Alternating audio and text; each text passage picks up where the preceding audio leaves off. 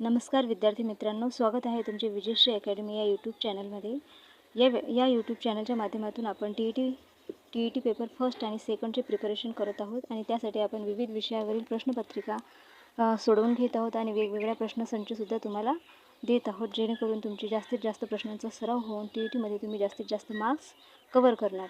तर आज आपण विज्ञान या विषयावरील काही प्रश्नमालिका बघणार आहोत आणि या प्रश्नांचा तुम्हाला नक्कीच होऊ घातलेल्या टी-ई-टी परीक्षेमध्ये फायदा होईल। तर चला सुरू करूया। प्रश्न क्रमांक 1 आहे, ऐच्छिक स्नायूंद्वारे आपल्या शरीराच्या हालचालींवर आपल्या मनाप्रमाणे नियंत्रण ठेवता येते। ब. ऐच्छिक स्नायूंना मृदू स्नायू असे म्हणतात। तर याचे उत्तर आहे पर्याय क्रमांक 1, अ विधान हे बरोबर आहे व ब विधान। प्रश्न क्रमांक 2, पर्णरंध्राभोवती घेवड्याच्या बियांसारखा आकार असलेल्या पेशींना रिकामी जागा म्हणतात।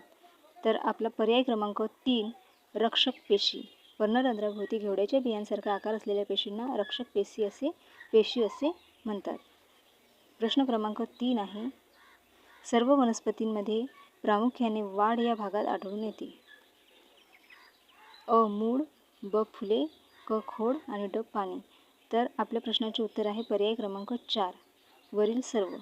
वनस्पतींमध्ये प्रामुख्याने वाढ मूळ, फुले, खोड आणि पाने या भागांमध्ये आढळून येते।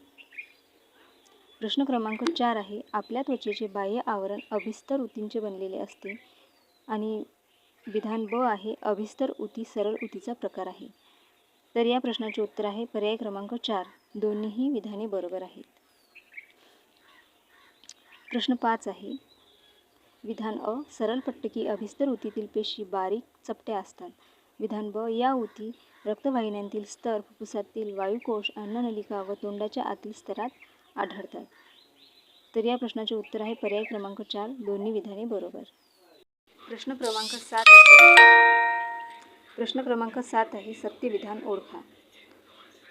पर्याय अ, दृढ ऊतीमध्ये हरित लवके असतात। ब, पानांमध्ये 45 ते 60 हजार पर्णरंध्रे असतात।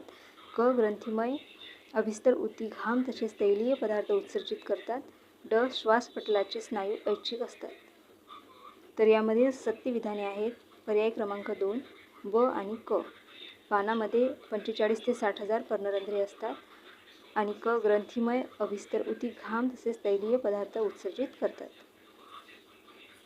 प्रश्न क्रमांक 8 आहे, अस्थिबंध या ऊती अतिशय लवचिक व मजबूत असून 2 हाडे एकमेकांशी जोडतो। ब, अस्थिबंध हा स्नायू ऊतीचा प्रकार आहे। प्रश्न क्रमांक 8 आहे, अ, अस्थिबंध या ऊती अतिशय लवचिक व मजबूत हाडे असून 2 हाडे एकमेकांशी जोडतो। ब, अस्थिबंध हा स्नायू ऊतीचा प्रकार आहे। तर या प्रश्नाचे उत्तर आहे पर्याय क्रमांक 1, अ विधान बरोबर व ब चूक। प्रश्न क्रमांक 9 आहे, अ वनस्पतीचा संपूर्ण पृष्ठभाग हा अपित्वचेचा बनलेला असतो। ब, निवडुंग या वनस्पतीत पृष्ठभागीय ऊतीचे म्हणजेच अपित्वचेचे आवरण जाड असते। तर यातील दोन्ही पर्याय बरोबर आहेत, म्हणजे आपलं उत्तर आहे 4, दोन्ही बरोबर। प्रश्न क्रमांक 10 आहे, आपल्याला कान दुमडता येतो कारण त्यामध्ये अस्थी असतात, त्यामध्ये कास्ती असतात, त्यामध्ये स्नायुरज्जू असतात, त्यामध्ये विरल ऊती असतात। तर या प्रश्नाचे करेक्ट आन्सर आहे पर्याय क्रमांक 2, त्यामध्ये कास्ती असतात। प्रश्न 11 आहे, अ विधान, वाहिनिका हा जलवाहिनीचा प्रकार नाही। ब, चाळण नलिका अन्नपदार्थांचे वहन करतात। तर या प्रश्नाचे आपले करेक्ट आन्सर आहे पर्याय क्रमांक 2, अ विधान चूक आणि ब बरोबर, चाळण नलिका अन्नपदार्थाचे वहन करतात।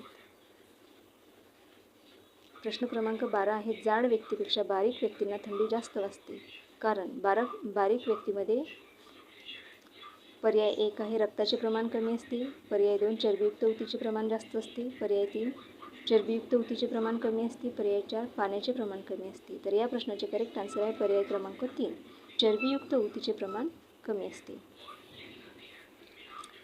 प्रश्न क्रमांक 13 आहे, विधान अ, हृदयाच्या भित्तीमधील स्नायूंना परिहृद स्नायू असे म्हणतात। परिहृद स्नायू अनैच्छिक स्नायूंचा प्रकार आहे। तर या प्रश्नाचे करेक्ट आन्सर आहे पर्याय क्रमांक 4, दोन्ही विधाने बरोबर। प्रश्न 14 आहे विधान अ, वायू ऊती जलचर वनस्पतींना पाण्यावर तरंगण्यासाठी मदत करतात. विधान ब, वायू ऊती जलवाहिनी ऊतीचा प्रकार आहे. तर या प्रश्नाचे करेक्ट आन्सर आहे पर्याय क्रमांक 1, अ विधान बरोबर आणि ब चूक. प्रश्न क्रमांक 14 आहे सत्य विधान ओळखा. विधान अ, मूळ आणि खोड यांच्या अग्रभागी असलेल्या ऊतींना पार्श्वविभाजी ऊती असे म्हणतात. ब, आंतरीय विभाजी ऊतीमुळे पानांची आणि फांद्यांची वाढ होते. क, प्ररोह विभाजी ऊतीमुळे झाडांची लांबी वाढते. ड, पार्श्व विभाजी ऊतीमुळे झाडांची रुंदी वाढते. तर या प्रश्नाचे करेक्ट आन्सर आहे पर्याय क्रमांक 3, विधान ब, क आणि ड ही 3 विधाने सत्य आहेत.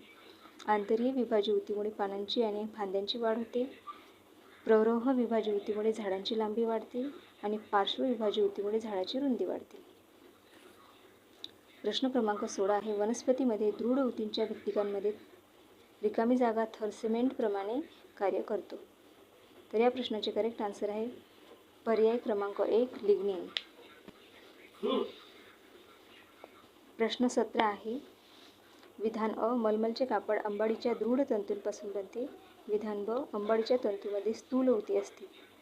तर या प्रश्नाचे करेक्ट आन्सर आहे पर्याय क्रमांक 1, अ विधान बरोबर आणि ब चूक. मलमलचे कापड अंबाडीच्या दृढ तंतूंपासून बनते. तर अशा प्रकारे आपण या व्हिडिओमध्ये विज्ञान या विषयातील ऊती या घटकावरील काही प्रश्न बघितले. तुम्हाला अजून काही विज्ञान या विषयावरील घटकांतील प्रश्न हवे असल्यास तर त्या प्रकारे तुम्ही कमेंटमध्ये मला सांगा. आपण नक्कीच त्या घटकावर प्रश्नसंच तुम्हाला देण्याचा प्रयत्न करू. तर व्हिडिओ आवडला असेल तर व्हिडिओला लाईक करा आणि तुमच्या मित्रांपर्यंतसुद्धा शेअर करा आणि चॅनलला सबस्क्राईब करायला विसरू नका. व्हिडिओ बघितल्याबद्दल थँक्यू.